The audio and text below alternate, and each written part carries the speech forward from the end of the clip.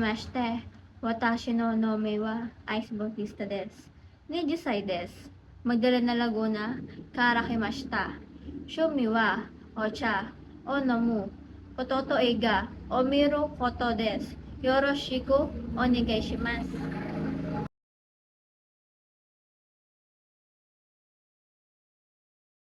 The first major realization started with how Japan keeps its school and streets clean. It's so mind-blowing. In Japan, school practice something called uji, which is dedicated daily cleaning time. And here's the thing, they don't hire janitors for daily upkeep. From elementary school all the way up, the students themselves sweep the floors, wipe the desks, and even clean bathrooms. Coming from a culture where heavily prioritized individual freedom, doing what we want, when we want, Meiwaku completely changed how I look at things. It showed me that true respect is not just about being polite where you're talking face to face with someone.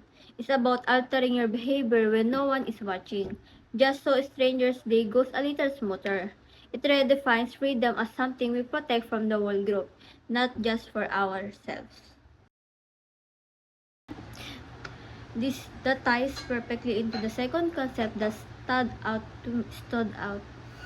That ties perfectly into the second concept that stood out to me, which is meiwaku. In Japan, this basically means avoiding causing trouble, discomfort, or inconvenience to other people around you. It's the reason why trains in Tokyo are incredibly quiet. In Japan, colors are not just chosen for aesthetic or personal style. They carry deep cultural and spiritual meaning.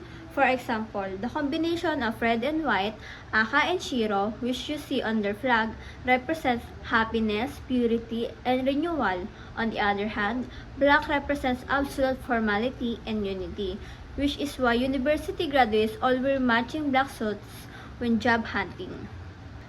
This realization made me look at my own surroundings differently. Before, I thought color choices were just about design or branding. But in Japan, color acts like a silent language. It used to create a shared emotional response across the entire society, grounding people in history without a needing single word.